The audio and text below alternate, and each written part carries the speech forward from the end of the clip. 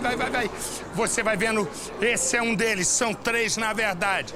Eles foram roubar um casal e sentaram a mamona no casal. Peraí, ô cuecão, tá de cueca, meu filho? Deixa eu ver se tá de cueca. Ou se é impressão minha. Deixa eu ver. E tá de cueca na cadeia, tu não vai se dar bem não de cueca, hein? Põe no Cidade. De cueca. Assim, Marco César Siqueira Barbosa retornou ao sistema prisional. Ele tem passagens pela polícia por furto e roubo e já esteve foragido 3 vezes. Junto com André Gonzalez Rodrigues, 21 anos, e mais 2, eles assaltaram um casal na escadaria da Borges, no centro da cidade. André foi reconhecida como quem esfaqueou uma das vítimas. O casal subia a escadaria da Borges de Medeiros, local bem iluminado, mas pouca gente passa por aqui durante a noite. Bem nesta região, outros 2 casais se aproximaram e anunciaram o assalto. As vítimas entregaram carteiras e celulares. Mesmo assim, os assaltantes resolveram agir com maldade. A gente entregou os nossos pertences e, ao virar de costas para deixar o local, a gente percebeu que a menina que estava comigo estava ferida. Ele tinha sido esfaqueado por uma das meninas que foi presa pela Brigada Militar. Andréa foi detida nas proximidades da escadaria. Marcos foi localizado e preso na Praça da Alfândega. Vanessa Dil, que foi ferida pelas costas, ficou internada no HPS. A brigada reconhece que a região onde ocorreu o crime é perigosa. A imagem que você está vendo é a imagem de um homem que sai pela rua e ele sai gritando. E ele grita, eu matei Kátia, eu matei Kátia. A população, os vizinhos correm, seguram o homem e ele continua gritando. Eu matei Kátia, eu matei Kátia. Ninguém acredita que o sargento do Corpo de Bombeiros teria matado a esposa. Mas naquele instante, ele grita e grita sem parar. O bairro estava tranquilo quando ele começou a gritar. A polícia imediatamente é chamada. As pessoas correm para casa. Sabe o que tinha acontecido? Estava tudo absolutamente tranquilo no bairro. Quando, de repente, Sérgio, um sargento do Corpo de Bombeiros, saiu correndo de casa gritando. Eu matei Kátia, eu matei Kátia. Kátia, 45 anos, há 2 anos, morava com o Sérgio. Os vizinhos saíram correndo e seguraram o Sérgio. Ele continuava gritando e os vizinhos chamaram a polícia. Kátia, quando os vizinhos entram na casa, realmente estava morta. Põe no Cidade. O casal morava aqui nesta casa onde o crime aconteceu. Segundo testemunhas, ele teria assassinado a mulher a golpes de faca e depois do crime, fugido correndo nesta direção. Mas um detalhe, antes de fugir, o suspeito teria entrado na casa de um vizinho gritando para todo mundo ouvir o que havia acabado de acontecer. Em seguida, os familiares que moram em outro bairro foram comunicados. O sargento do Corpo de Bombeiros, Sérgio Luiz dos Santos Batecuti, de 51 anos, conseguiu correr até o BRT de Curicica, na zona oeste do Rio, próximo à casa onde morava com a mulher. Mas foi impedido pelo tio da vítima, que chegou minutos antes da polícia militar. Mobilizei ele, botei o braço dele para trás, segurei no short dele, aí nisso vinha passando a patrulha lá do outro lado. Aí eu fiz sinal mesmo, segurando ele, fiz sinal para a polícia, aí eles retornaram, vieram, algemaram ele e viemos com ele para cá. A polícia militar ainda acionou o Corpo de Bombeiros, mas já era tarde. A dona de casa, Kátia Maria Rosa de Lima, de 45 anos, não resistiu aos ferimentos e morreu no local. Ela morava com o Sérgio há pelo menos 2 anos. O sargento do Corpo de Bombeiros estava há poucos meses de se aposentar, mas ele tinha uma vasta ficha pela polícia, pelo menos 8 anotações criminais, por violência doméstica, lesão corporal, ameaça, entre outros crimes. Aqui na Delegacia de Homicídios da capital, prestaram depoimentos o tio da vítima e 2 vizinhos do casal. Ele era agressivo, inclusive ele quebrou aqui na casa da minha irmã uma vez. Não ia acontecer boa coisa. De acordo com a tia da vítima, Kátia já havia se separado de Sérgio várias vezes, mas insistia na relação, pois dizia que o amava. Eu falava para ela: Kátia, larga esse homem, que esse homem não é um homem certo para você, larga. Tia, mas eu gosto dele, eu gosto dele. Foi o que deu, o que aconteceu, né? Hoje cedo a gente teve a notícia. Ele foi autuado por homicídio qualificado, por motivo fútil, feminicídio e por ter impedido a defesa da vítima. Deixa eu dizer uma coisa, se você quer participar do nosso Cidade Alerta, entre em Marcelo Rezende, .oficial, pode participar, eu mostrei, quer ver? Vou mostrar aqui se você ainda não viu. Bota a bandeira que estava aqui, aquela bandeira do Brasil, né? Que eu achei um negócio, eu botei aqui, já pode botar isso aí mesmo, aí. Essa bandeira somos nós, né? Essa bandeira somos nós. Nós que fazemos um papel, um absoluto papel de palhaço nesse país.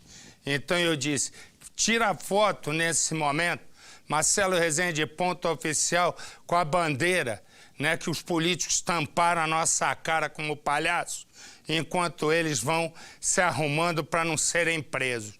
Mas isso é um assunto que já eu vou entrar. E tá atrapalhando. Esse daí é preso, acusado de abusar da própria filha de 9 anos de idade. Divorciado da mulher, ele pegava a menina para passar os fins de semana. Vou te contar, me responde se um cara desse não tem que ser condenado à morte. Me desculpe, mas tem. Foi no Cidade. O suspeito foi preso na casa dele no Jardim Florência, em Aparecida, depois que exames médicos confirmaram o estupro. Ele é acusado de abusar sexualmente da própria filha, desde quando ela tinha 6 anos de idade. Hoje a menina está com 9 anos. Segundo a criança, Claudemiro Figueiredo de Souza a obrigava a assistir filmes pornográficos. E para ficar em silêncio, ameaçava a vítima com estes 2 facões e a faca, que ficavam escondidos debaixo do colchão.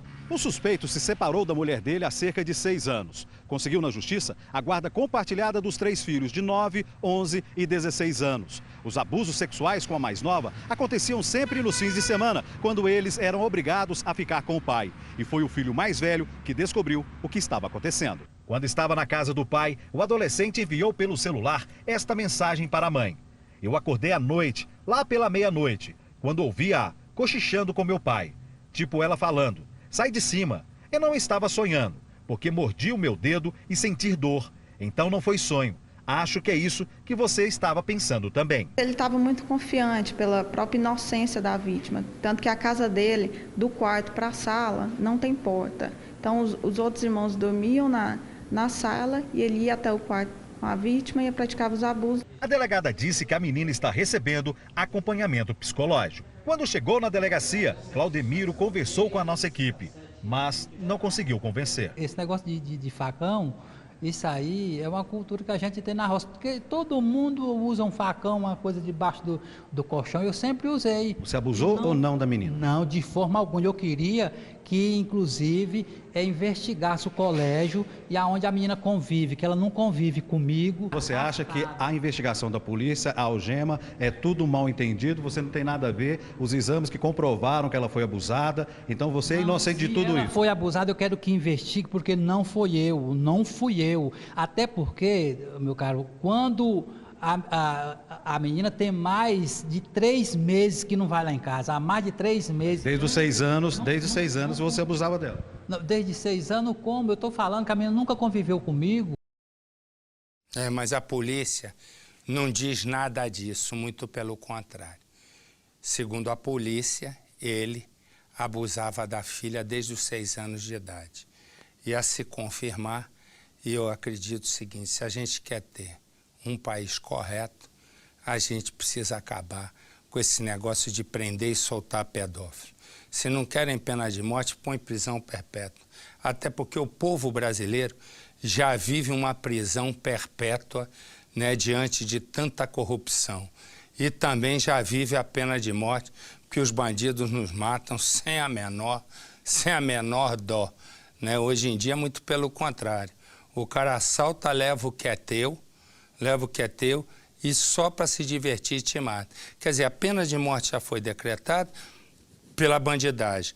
A prisão perpétua na miséria e na pobreza, né? Essa prisão perpétua já foi decretada pelos corruptos que assolam a política brasileira, que tomaram como verdadeiras quadrilhas a política brasileira. Por isso que tem um monte na cadeia. E outros irão, né? Então, quero dizer o seguinte, tem que mais do que nada, né, mudar a lei. Até porque, vou dizer uma coisa, põe lá a bandeira brasileira ali, tira esse cara daí. Até porque, vou dizer uma coisa, em qualquer lugar do mundo, né, mundo que eu digo é mundo decente, não é? Não é essa indecência que hoje se transformou o Brasil. Em qualquer lugar decente desse mundo, um ex-presidente investigado, eu não estou dizendo que ele seja culpado, estou dizendo que ele está investigado pela Procuradoria da República, pela Procuradoria Federal, pelos promotores de São Paulo, enfiado na Lava Jato até aqui. Jamais, num lugar sério, não seria nem convidado para assumir um ministério, muito menos aceitar um ministério. Primeira coisa que se faz em qualquer país civilizado é quando tem alguém no governo com alguma suspeita, é afastar a pessoa. No Japão fazia harakiri, se matava de vergonha. Mas vergonha é uma coisa que político não conhece. Eles se adaptam como uma água ao recipiente que colocam. São amorfos, não têm forma. Então, não é possível que a gente imagine, né, que um investigado que é levado para depor durante horas na Polícia Federal, hoje seja a salvação do Brasil. Me perdoa. Durante 8 anos, o Lula foi presidente e surfou numa onda mundial boa. Hoje, ser salvação, ele não é mágico. E mais do que isso, o que nós temos hoje no país? O terceiro mandato do Lula? Vai ser 3 vezes presidente? Resumo, é uma vergonha o que a gente viu hoje no nosso Brasil. Não é possível que alguém se assujeite, né, a uma pressão dessa ordem para fazer com que o Lula tente escapar de um julgamento da mão do juiz Sérgio Moro, na intenção de ir para o Supremo Tribunal Federal, que demora mais.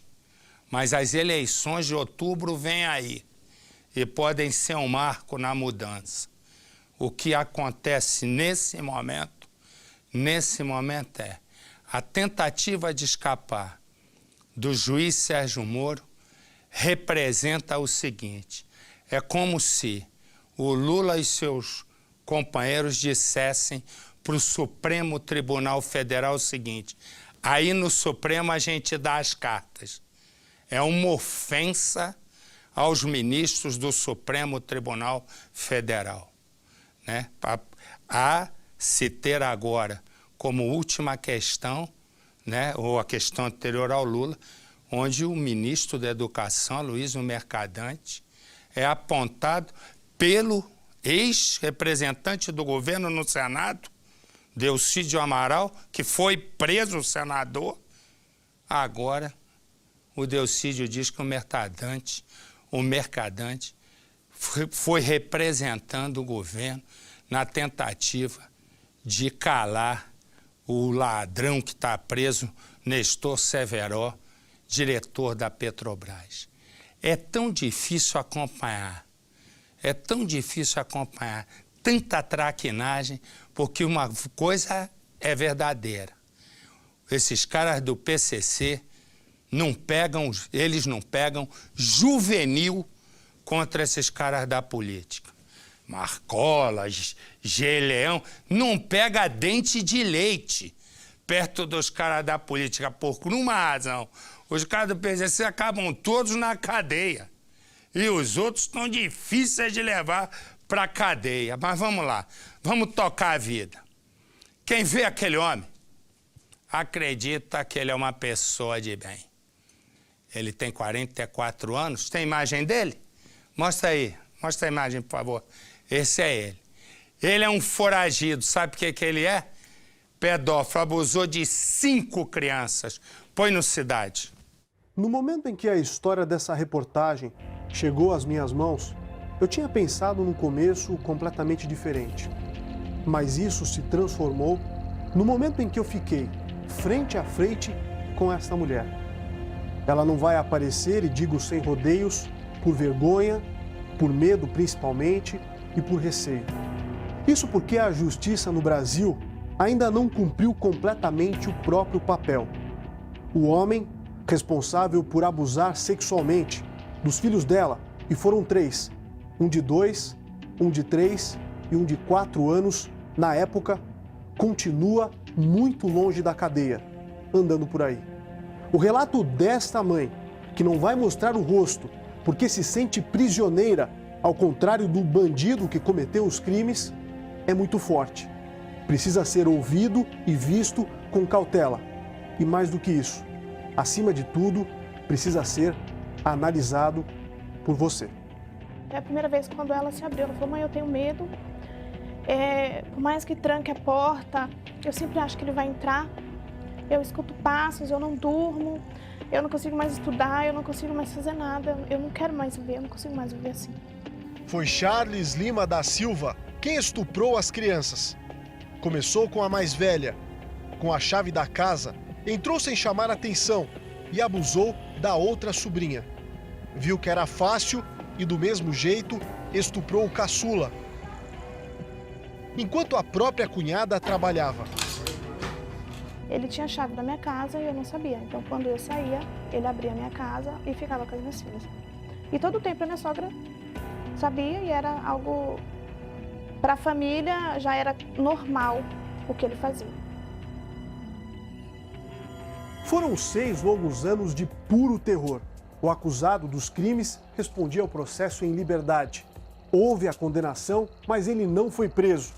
A família até então já estava desestabilizada.